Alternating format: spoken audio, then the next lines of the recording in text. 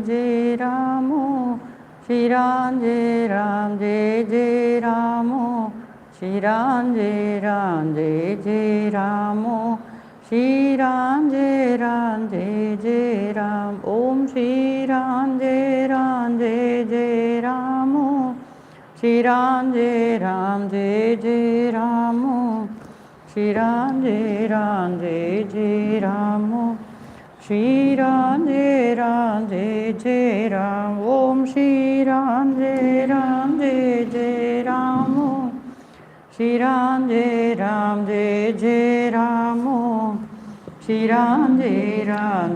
Jai Ram Shri Ram Jai Jai Ram Shri Ram Jai Jai Ram Om Shri Ram Jai Jai Ram Shri Ram Jai Jai Ram Shri Ram Jai Jai Ram Shri Ram Jai Jai Ram Om Shri Ram Jai Jai Ram Shri Ram Jai Jai Ram Shri Ram Jai Jai Ram Shri Ram Jai Jai Ram Om Shri Ram Jai Jai Ram Shri Ram Jai Jai Ram Shri Ram Jai Jai Ram Shri Ram Jai Jai Ram Om Shri Ram Jai Jai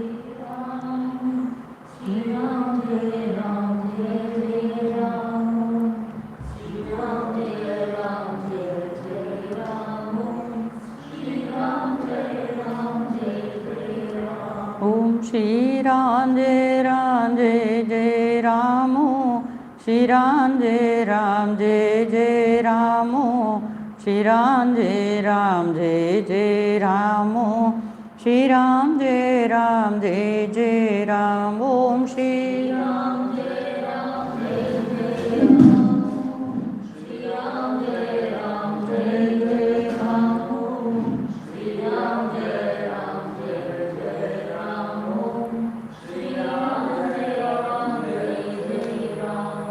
Om Shri Ram Jai Jai Ram Shri Ram Jai Jai Ram Shri Ram Jai Jai Ram Shri Ram Jai Jai Ram Om Shri Ram Jai Jai Ram Shri Ram Jai Jai Ram Shri Ram Jai Jai Ram Shri Ram Jai Om Shri Ram Jai Jai Ram Shri Ram Jai Jai Ram Shri Ram Jai Jai Ram Shri Ram Jai Jai Ram Om Shri Ram Jai Jai Ram Shri Ram Jai Jai Ram Shri Ram Jai Jai Ram Shri Ram Jai Jai Ram Om Shri Ram Jai Jai Ram Shri Ram Jai Jai Ram Shri Ram Jai Jai Ram Shri Ram Jai Jai Ram Om Shri Ram Jai Jai Ram Shri Ram Jai Jai Ram Shri Ram Jai Jai Ram Shri Ram Jai Jai Ram Om Shri Ram Jai Jai Ram Shri Ram Jai Jai Ram Shri Ram Jai Jai Ram Shri Ram Jai Jai Ram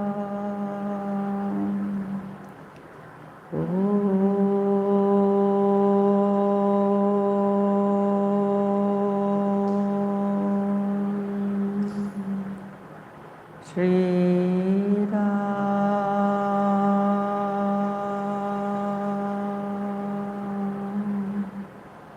Jai Ram,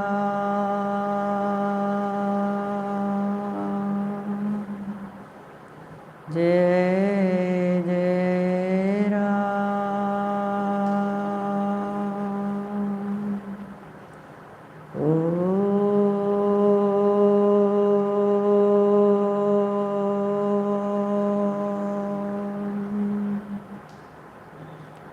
Shri Ram,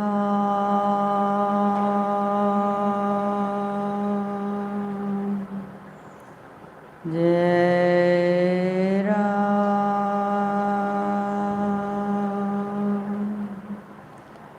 Jai Jai Ram.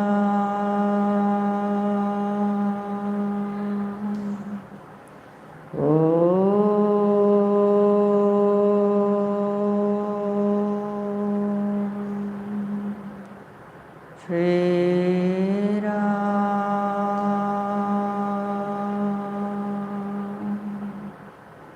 Jai Ram,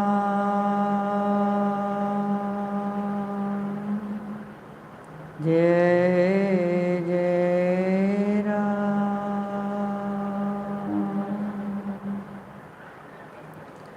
Hari Om, pranams to you all. Hari Om. We were all going through Srimad Bhagavad Gita, integral yoga, that is Bhakti, Gnana, Karma. All these three are inseparable, they all go together. So, in that, from Bhagavad Gita, some selected slokas on Gnana we were going through. First, we have gone through second chapter 49 and 50. Then, fourth chapter, 10th sloka we were going through. So, what was there in 10th sloka? Yesterday we were going through intensely. Vitaraga Bhaya Krodha. These three we need to go beyond. Freed from attachment, fear and anger. So free from attachment, fear and anger. Absorbed in me. Me means the self. Taking refuge in me. Purified by the fire of knowledge. Many have attained to my being. So Lord is telling, so many have purified their mind, taken refuge in me, then they absorbed in me, by freed from attachment, fear and anger, these three. So Lord says it is possible, many have done it, you also can do it, try. So in elaborate way we have gone through yesterday. 4.10 sloka we have seen. Next is, what is the sloka next?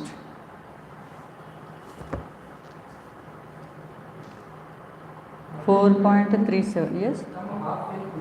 Still it is there, okay. We will complete it. Yes, we stopped it, you are right. Thank you for reminding me.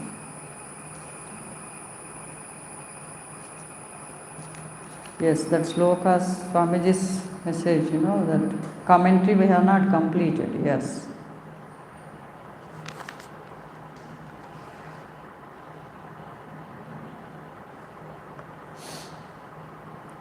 Just as a spider produces out of itself and moves about in its own web, just as from a fire minute sparks fly about, exactly so verily from this Atman have come forth all physical, biophysical and psychophysical energies, all worlds, all gods, all beings. Just like a spider, it brings out, produces out of itself and moves about in its own web. It prepares a web and it moves about inside only. Just as from a fire minute sparks fly about, exactly so, verily, from this Atman have come forth all the energies.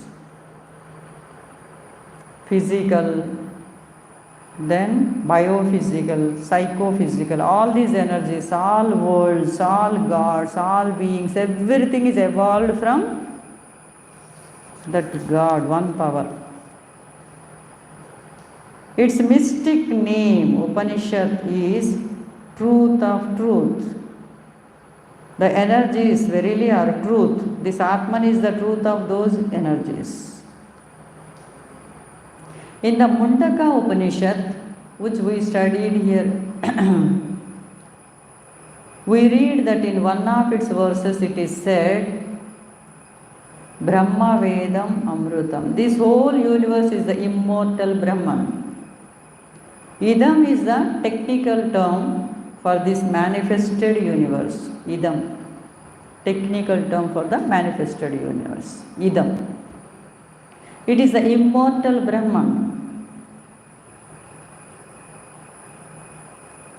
Brahmai Vedam Amrutam. Then it is explained further in the same sloka.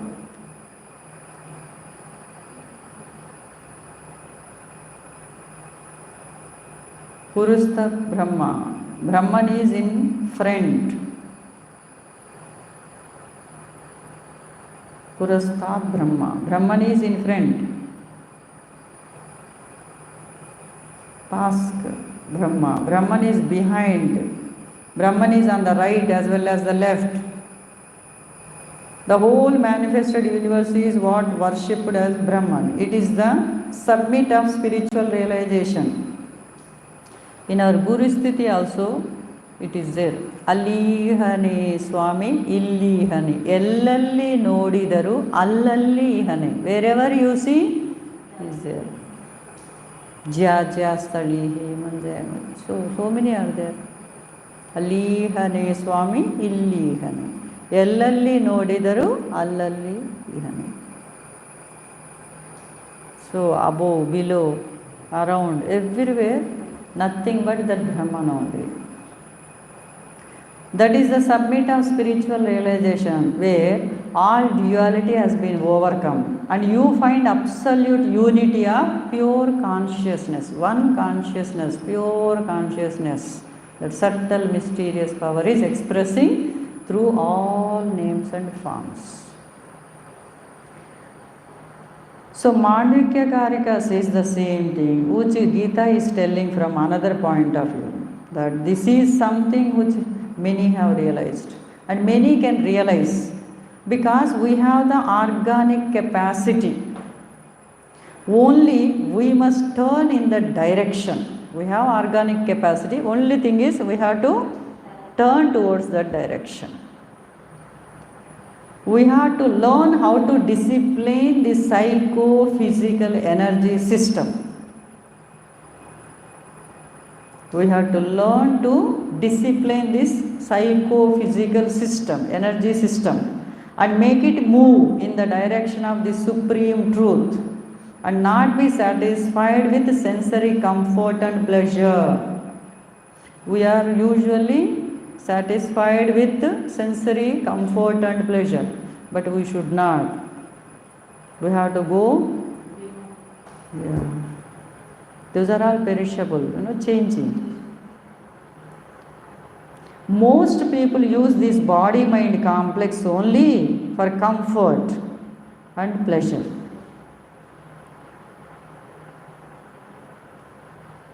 So body-mind complex is given to realize, to go towards that power, but we forgot. Most people use this body-mind complex only for comfort and pleasure. Today, that is maximum in our civilization. I want to be comfortable. That is why we call it a consumerist civilization. We want only consumerist goods to pamper our physical system And a very efficient technology pampers our sensory cravings.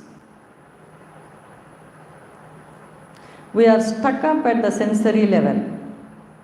But at some time, human beings will begin to feel this as irksome as it does not express the best in us. There is something missing. Let us try to understand that. At some time, every human being will begin to ask this question: what next? What next? I have money, I have power, I have pleasure, but something is missing.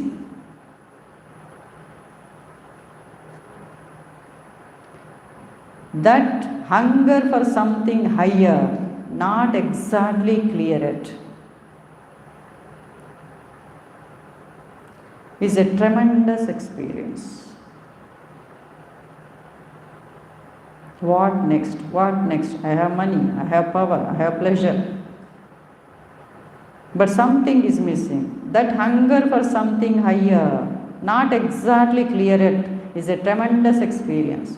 Out of that hunger comes the scientific and spiritual search for the infinite and the eternal. Several people in some of today's advanced nations are experiencing this hunger. A hunger which Shankaracharya expressed in the last line of his famous hymn, Tatakim, Tatakim, Tatakim, Tatakim. You have health, you have wealth, you have power, you have pleasure. Still, the mind will ask, what next? What next? What next? What next? We may stifle it in the beginning, but at some time it will become very insistent. Then you begin to think seriously. Something is missing. Let me find out that something. And so the spiritual striving is a real fact. The spiritual striving is a real fact. Many have gone through it. That spiritual road has been walked by several people, like a pilgrim road. You can also walk over it in this life itself, not in a future life, says Vedanta. Vedanta says you don't have to postpone to the next life. In this life only, you can start walk. So when you are young and vigorous, develop this refinery within yourself. Because body will be cooperating, isn't it? When we are young, it is in good kind. When you are young and vigorous, develop this refinery within yourself so that your life will be really richer. That is why it is meant to be adopted gently by all young people. From the age of 16, it must be pursued with more seriousness along with other pursuits of achievement. With all other things, we also should try for this spiritual thing. Day-to-day work goes on, money making goes on, human relations goes on, but the mind is experiencing a new stir, a stir which, if pursued, will make the mind a better instrument for human relationships. This is what modern civilization has forgotten. They usually, they concentrate on, studies or career and so achievement, so many goals, and in that only one direction. They won't look into the spiritual life. No, he is very young. He need not be taken to ashram. He need not be taken go to, because his concentration should be on studies. He should be exposed so that he will know. From the age of 16, it must be pursued with more seriousness along with other pursuits of achievement. Day-to-day work goes on, money making goes on. They are not telling stop all these things. Day-to-day work goes on, money making goes on, human relations goes on, but the mind is experiencing a new stir which, if pursued, will make the mind a better instrument for human relationships. This is what modern civilization has forgotten. This is what Vedanta holds all the time before humanity as the road for it to travel. This is what Vedanta holds all the time before humanity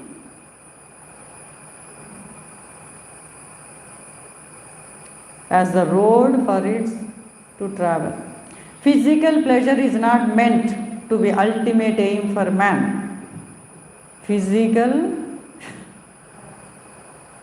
Mostly we give importance to physical, no?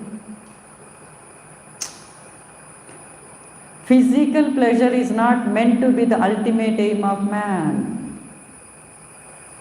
It is only the beginning. A baby can have physical pleasure. For what else does the baby seek except comfort and pleasure?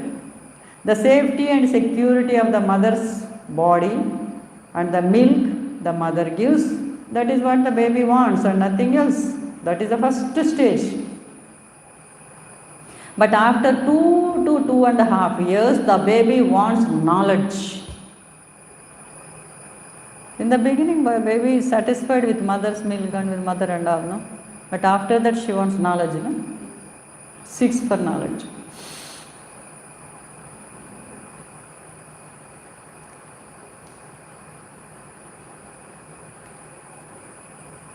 So, but after 2.5 years, the baby wants knowledge. If mother gives milk again, no, I don't want. I want something better. Mental food, knowledge. So, mental food, knowledge it wants. What is the line of creative, not stagnant human evolution? It is when we proceed on that line of human evolution towards higher knowledge that we will finally find that we are in the world of Brahman, the world of spiritual evolution. That is where knowledge matures into wisdom. Knowledge matures into wisdom. That is what is to be done today, so that all this knowledge seeking becomes meaningful. So today it is meaningful only to fatten oneself more at the physical level. Your knowledge gives you more money, more pleasure, more comfort, that's all. Has it made you better as a person? Not at all. Except in a few cases, more knowledge and more money becomes allied with more wickedness and more petty-mindedness. Therefore, our ancient teachers said, march on, develop your spiritual strength. That is your evolutionary path and goal.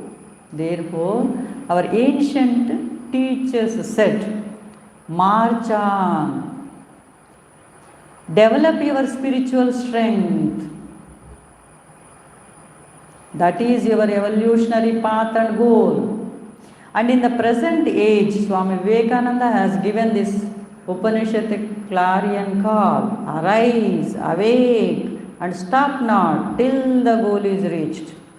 Arise, awake, and stop not till the goal is reached. That is how Vivekananda puts it. Nature has given us this cerebral system. It has a tremendous capacity to discriminate, to fix goals, and to proceed in that direction. Nature has given us the cerebral system.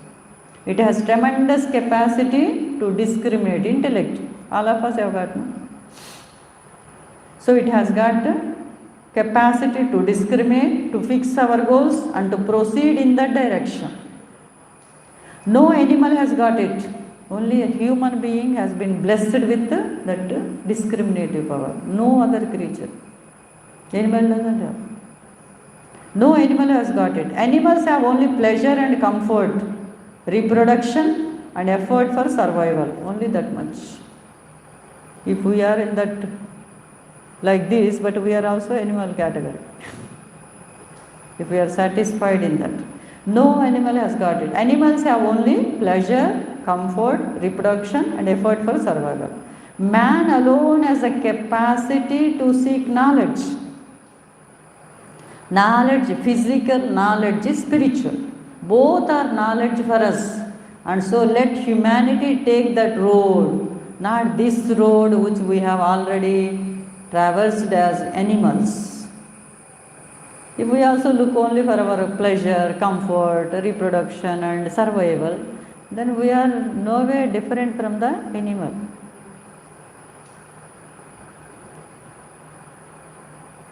So this idea comes again. This idea comes again and again in the Mahabharata and in our other books. Swami Vivekananda asked this question in his lectures in England and America. Which human being can enjoy a meal with more gusto than a pig? A pig's life is entirely in the body. It can enjoy a meal much better than you and I. Our experience in the sensory realms becomes interfered by our capacity for knowledge, by our thinking, by our logical faculty. So we cannot have that much sensory enjoyment as an animal has. An animal body is meant for more and more of physical comfort and pleasures. A human body also can have it, but that is not its goal. It has to transcend it.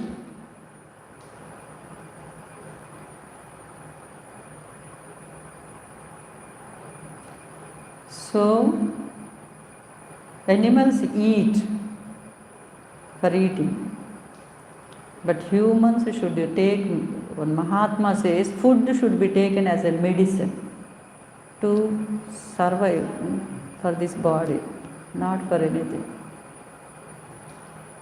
Limited quantity, what is needed. But most of the time we will be spending in that pleasure only.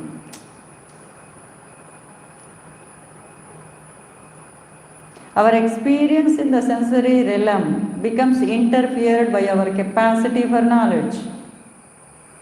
It will get interfered, so we should be careful. By our thinking, by our logical faculty. So we cannot have that much sensory enjoyment as an animal has. An animal body is meant for more and more of physical comfort and pleasures. A human body also can have it, but that is not its goal. It has to transcend it. It has to go beyond. That is what our spiritual teachers have said.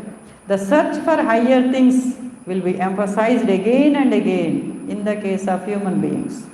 That is the line of human evolution. Otherwise, it will be absolute stagnation at the physical level. This human being with an extraordinary instrument called the cerebral system has become stagnant at the sensory level, at the level of samsara, worldliness. What a tragedy!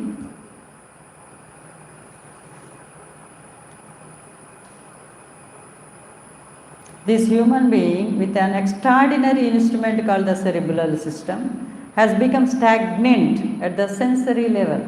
We are stopping with the sensory pleasure.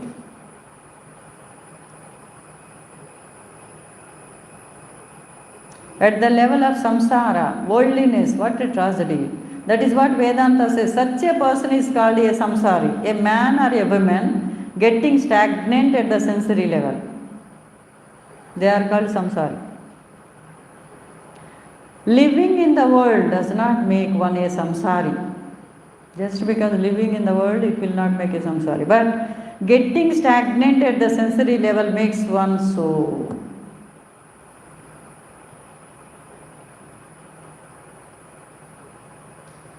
A whole civilization also can become stagnant as a samsari.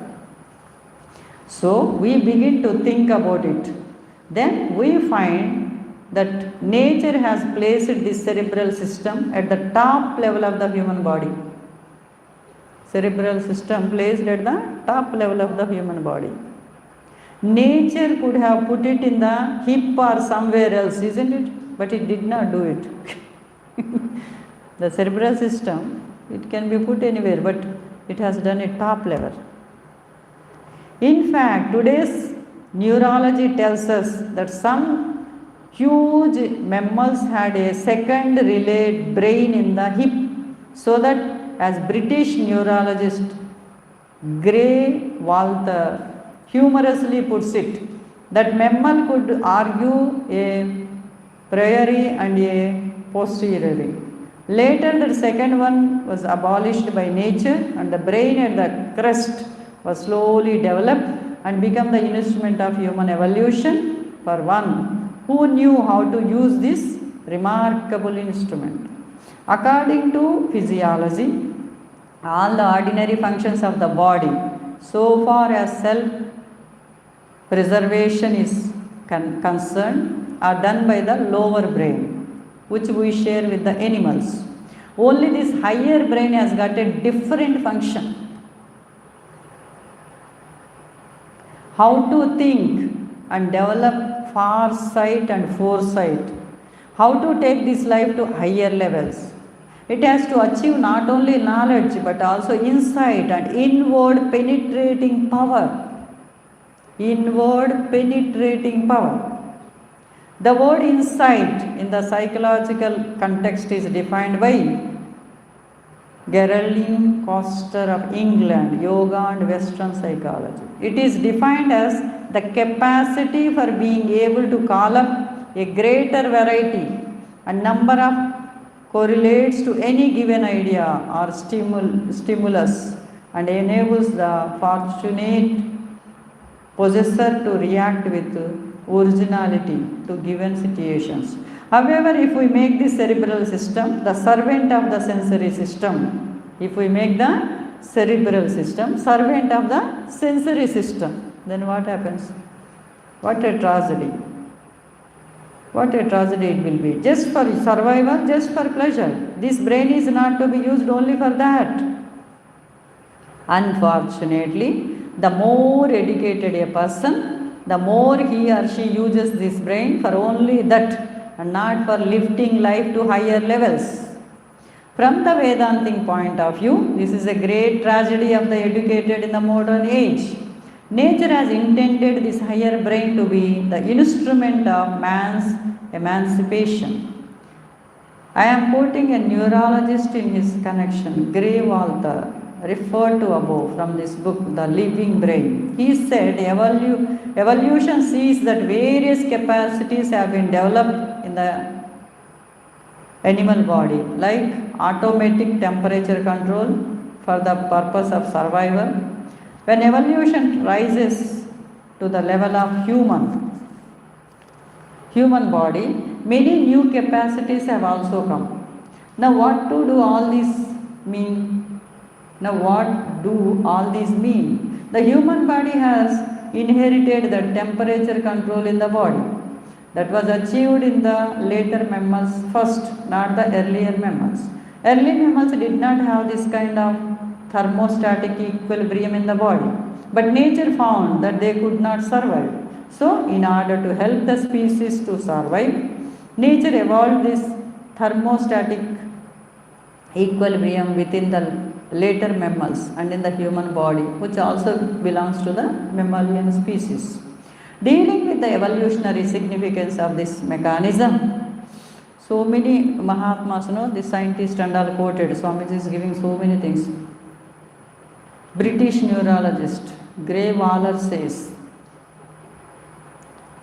the acquisition of internal temperature control, thermostasis, was a supreme event in neural, indeed in all natural history.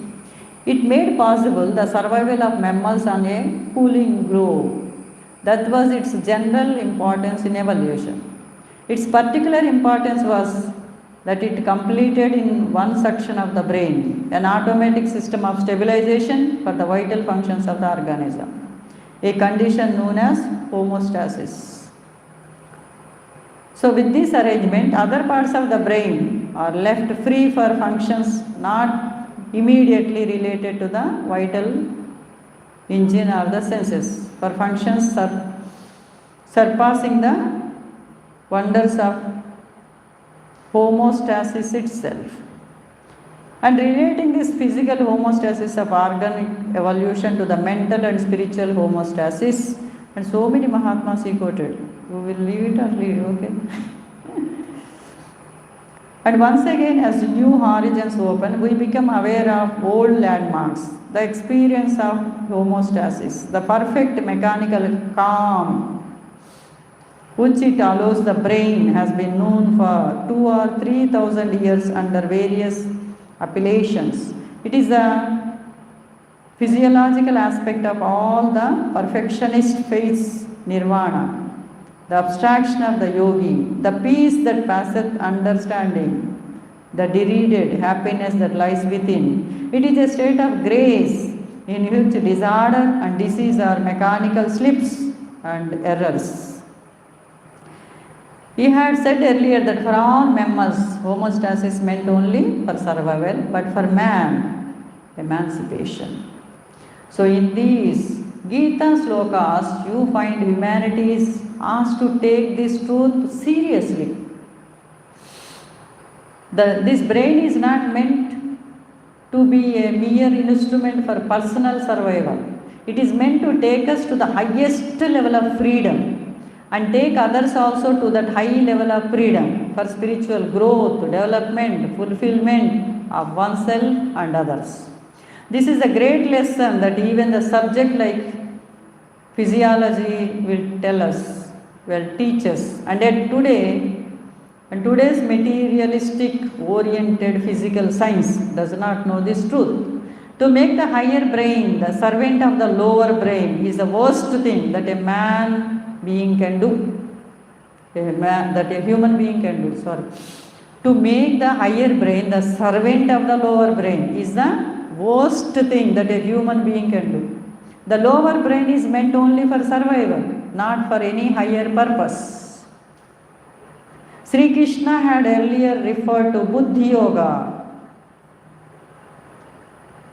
Take refuge in Buddhi. Buddhi represents the capacity of this higher brain, the luminous organ, Buddhi Yoga.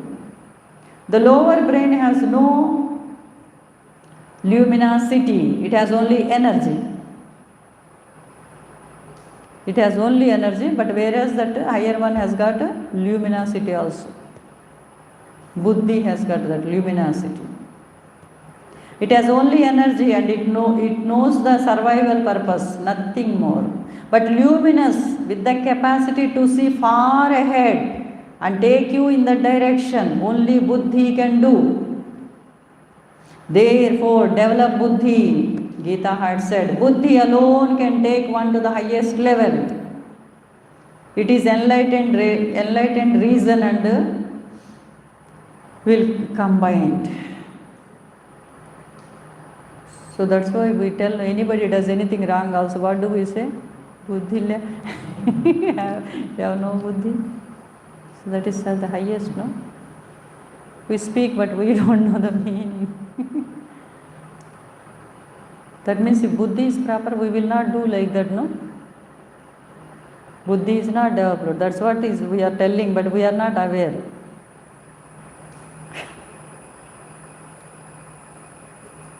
And Sri Krishna is going to tell us later on Gita, in 10th chapter, 10th sloka, when I want to bless anybody, I only help him or her to resort to this Buddhi. Blessing he gives. Lord says, when I want to bless anybody, Lord himself is telling, if I want to bless anybody, I only help him or her to resort to this Buddhi. Dadami Buddhi Yogam Tam. I give them Buddhi Yoga. Blessing means he gives Buddhi Yoga.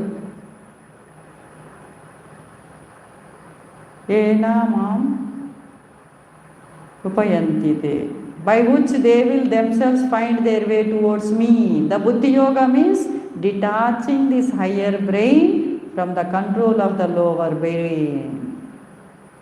Buddhi Yoga means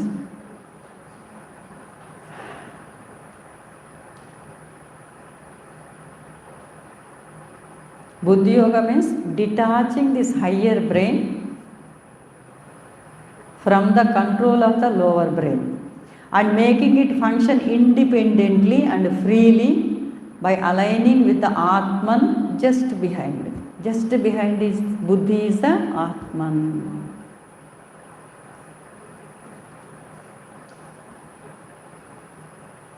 That Buddhi Yoga means detaching this higher brain from the control of the lower brain and making it function independently and freely by aligning with the Atman, which is just behind the Buddhi. That will help to take you to higher and higher levels. What is the use of giving me money? What is the use of giving me something luxurious? Give me Buddhi Yoga. I will get all these things by myself. If Buddhi Yoga is there, I can get money, power, everything can come. I get all the energy thereby to this urge in a human being. Sri Krishna says that the best blessing that one can get is this Buddhi Yoga. And the worst curse one can have is to lose one's Buddhi.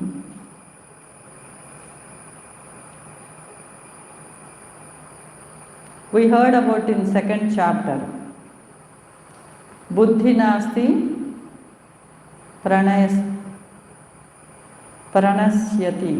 When the Buddhi is lost, one perishes. A person who does a terrible crime had Buddhi nasha. When he or she committed that crime, so Buddhi nasha happened. Buddhi was not working. So also, Buddhi nasha is behind any other evil that we do. Anything wrong we do, that means Buddhi nasha is happened. That's why we shout at them, no, Buddhi is not there for you. Why you are behaving like this? No? So anything bad we do, evil we do, that means Buddhi nasha has taken place. But if the Buddhi is alert, none of this will happen. So take recourse to Buddhi. Develop your Buddhi is the message of the Gita to all. Develop your Buddhi. That comes through what I said earlier, developing the psychophysical system as a refinery of experience. Refining ourselves. When you refine experience, you take all that energy, transform it into higher creative energy. Beautiful, no? When you refine experience, the experience which we go through, if we can refine it, you take all that energy, transform it into higher creative energy, and that becomes Buddhi energy. That becomes Buddhi energy. The same psychic energy can be either as the sensory level or at the psychic level or at the Buddhi level. These levels are there for the same energy. Whatever functions through your eye, ear, etc., that is also psychic energy. But it functions at the sensory level. Very low level it is. When you go to the mental level, it is higher.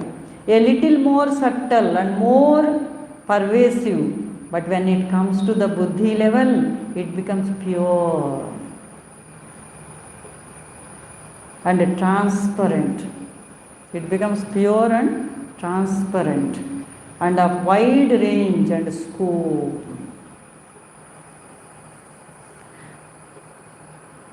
I had referred to Mahatma Gandhi. What was special about him? He had converted his body-mind complex into a high-class refinery. Mahatma Gandhi, what did he do?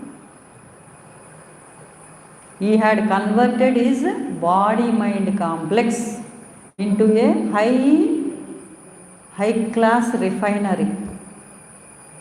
So when so much hatred came to him, He was even beaten by the police in South Africa. He took all that into that refinery and quietly transformed it into love and compassion.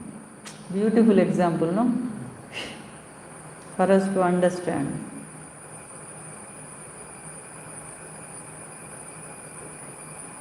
He had converted his body-mind complex into a high-class refinery. So, when so much hatred came to him, he was even beaten by the police in South Africa. He took all that into that refinery and quietly transformed it into love and compassion. He told, don't do anything to that policeman. He did it out of ignorance. That is the development of buddhi.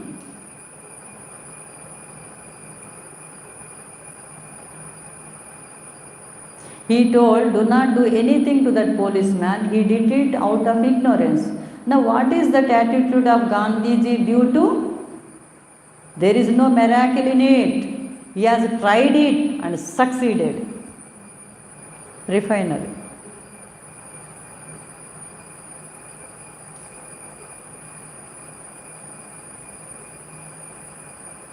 We don't try it even. He has tried it and succeeded, but we don't even try it. When we try, we also can achieve it. Why not convert hatred into love in this refinery? The other person gives me hatred, but what do I give? Love. He is not refined. But whereas I know about it, I heard Bhagavad Gita, I heard Mahatma's words, I should only give love.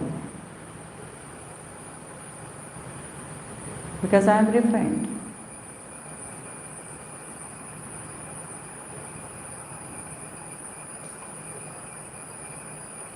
Now, what is that attitude of Gandhiji due to? There is no miracle in it. He has tried it and succeeded it. We don't even try it.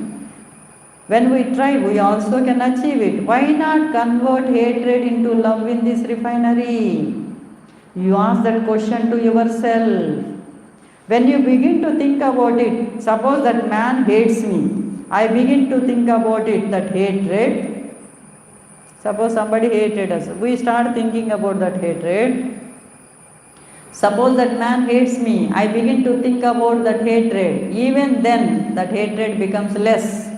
When you think of a subject, it becomes different. When you don't think about it, it rules over you. You are subject to it. Therefore, human refinery means that jnana tapas. Converting the mind into a tapas of jnana. These are all intensely practical propositions. Many have done it. Why not I can understand. Some people don't know all this, but they can know today. These books like the Gita are there. Having known, we have to put it into practice and say, yes, this is meant to develop character. So Bhagavad Gita is not to do puja. We need to understand. It is helpful to our daily life, day-to-day life. So anybody hates, immediately I should give love. Think about it. He gave hatred, but refining, I should send love. I am a refinery.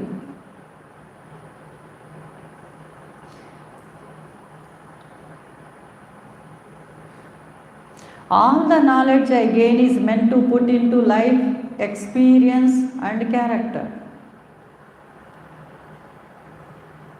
All the knowledge I gain is meant to put it into life, experience and develop the character. That second step is important for all people. There is nothing impossible. Impossible things are happening today. Landing on the moon, one of the space vehicles, the Voyager is going beyond the solar system into outer space. If technology physical can achieve this, can't technology mental achieve similar things in the sphere of life? This discipline of the mind, making a refinery of it, where all experience gets refined and the pure products comes out of it. What a beautiful idea. Today, nothing can inspire children more than these ideas. Nobody has told them. If you tell them that your body mind is a beautiful laboratory, you go to physics and chemistry laboratory to do so many things, continue to do that. But don't ever forget that your own body mind is a big laboratory. You have to refine all the experiences coming there. Father scolded you one day. You become depressed. Convert that depression into cheerfulness once again by putting it through that refinery process.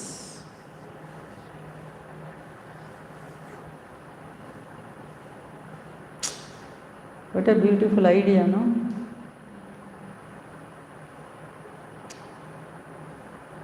Father scolded you one day. You become depressed. Convert the depression into cheerfulness once again by putting it through that refinery process. Soon it will become a very simple matter. Children become stronger and stronger as days go by.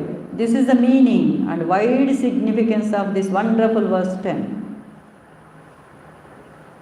Vitaraga, Bhayakrodha, Manmayama, Upastitaha, Bahavo, Jnanatapasaha, Puta, Madbhavam, Gata. Remember that word, Bahavo, meaning many. It is not a new thing, it is an ancient word. So much still Swamiji continuing explaining. Even today also it may not go over. In Buddha's time, 2600 years ago, he himself said, I am not teaching anything new. Buddha said, I am not teaching anything new. I am only cleaning up a road that has been there. It has been overgrown with weeds. I am cleaning it up so that people can walk over that road. This is the language he has used, and he added twice. This is an eternal dharma. This is an eternal dharma. Teachers like Buddha extend this invitation to all humanity with full knowledge that humanity has the organic capacity to undertake this journey and succeed in it. Suppose we had not the needed organic capacity, what is the use of telling people all this? But no, even today's neurology will tell you that human beings have tremendous capacity through this way. Whereas versatile cerebral system to achieve both knowledge of the external world and knowledge of the inner self. Both capacity it has got. This is the invitation Vedanta sends to all humanity, not any dogmas or sectarian doctrines. This is a human problem and there is a human solution. That universality in language and tone we can find in all these statements, and that is why the modern world is seeking a touch with this great and ancient wisdom. This is not knowledge but wisdom. Knowledge maturing into wisdom, and knowledge must mature into wisdom. Otherwise, knowledge will be dangerous. This is not the view of a religious teacher but of a confined agnostic, namely Bertrand Russell, who said this. We are in the middle of a race between human knowledge as to means and human folly as to ends. And he ends that statement by saying, unless men increase in wisdom as much as in knowledge, increase of knowledge will be increase of sorrow. What a beautiful language. When you had no knowledge, you had less sorrow. When you have more knowledge, you have more sorrow. Convert knowledge into wisdom. Again, you will become free. This is the line of advance for modern humanity. This subject of jnana, knowledge, physical and spiritual, is coming throughout this Gita. Here comes the significance of the words tapas of knowledge, jnana tapas. Every day we are confronted with so many problems. We have to face them, solve them. We need strength for it. We have to develop that jnana. We have to develop that jnana within.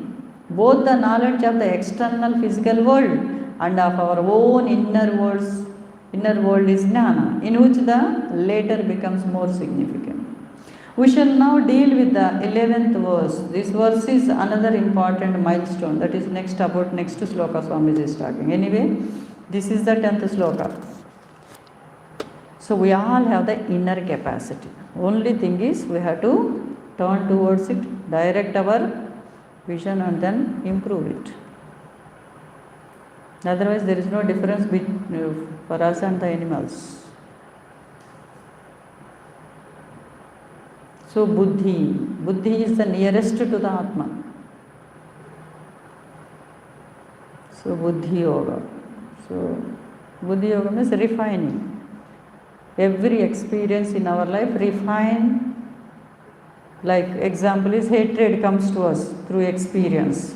Father scolded. Instead of going into depression, transform the depression into love and compassion. That is refinery. That is using the buddhi. Others may give, world may give different things, but I refine it. Mahatma Gandhi's example we should not forget. So beautiful it was, no? Remembered, what is it? South Africa police, no? Beaten. So he said, don't do anything to that policeman because he is ignorant. That is refining. We don't find fault. Anybody does anything, world gives so many things. I don't find fault. I become refinery. I give only love, compassion.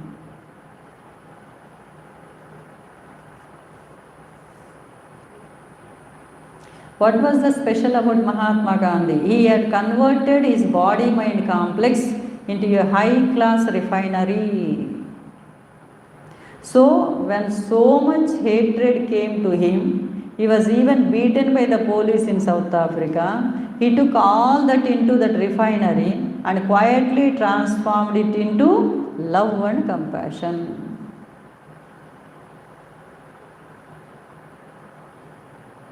That's why he became so big, isn't it? He could do a lot of great work because refined. Refinery system. His buddhi is refined.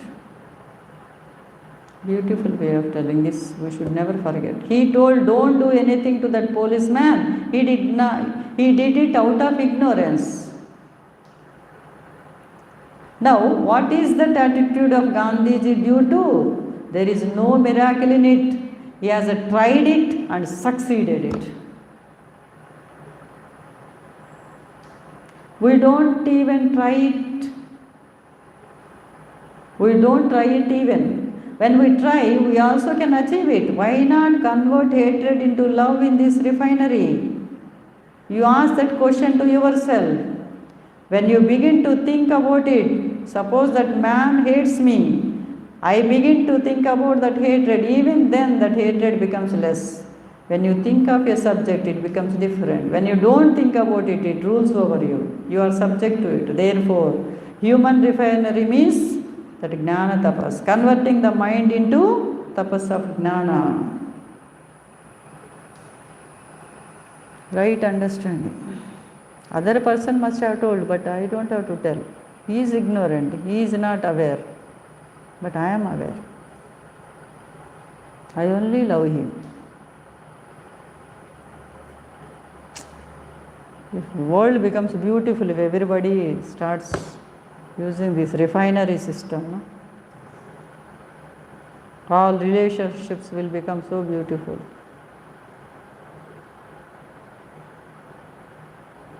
So I should not try to change anybody. Mahatma Gandhi did it for himself, no? He lived it. He succeeded.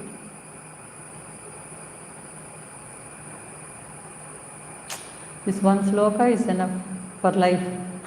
If we really put into practice, what else? We don't need anything more.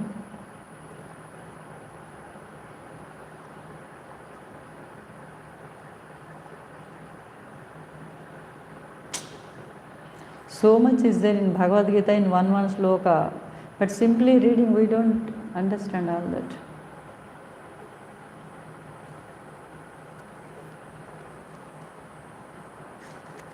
So now with example we are clear how we better understanding came today, because when hatred comes with experience, we refine it, then transform into love and compassion.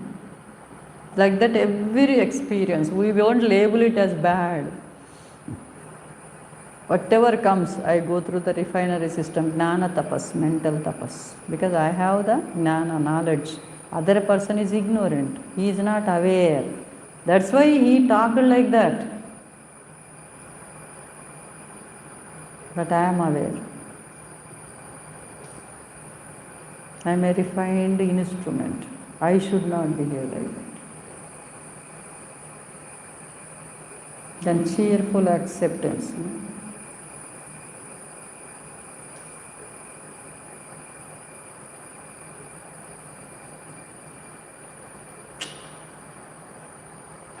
So nice for practical life, no? If we can try. And Swamiji says, Mahatma Gandhi tried, he succeeded. Why don't we try?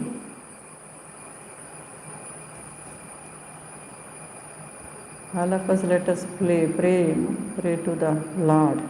That's why we should have discipline, mind, senses, sensory pleasures, no comfort zone. Always we want comfort zone. Everywhere, everything comfort zone.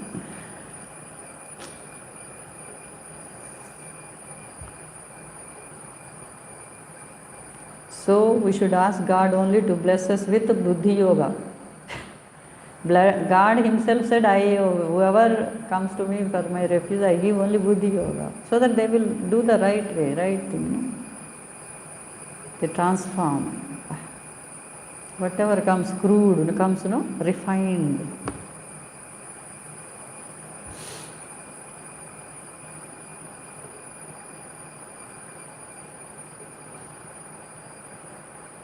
By the grace of the Lord, He has revealed us all these things.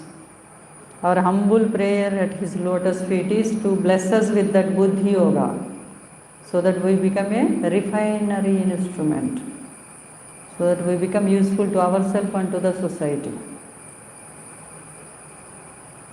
This is our heartfelt prayer to the Lord who is seated within us and without us all pervading reality, within us indwelling reality. Om Shri Ram Jai Ram Jai Jai Ram. Om Shri Ram Jai Ram Jai Jai Ram. Om Shri Ram Jai Ram Jai Jai Ram. Our humble request to all of you, please try to repeatedly think about this. This is very, very practical clue to our day-to-day life through this sloka. Hari Om, pranams to you all. Hari Om, Hari Om. Very, very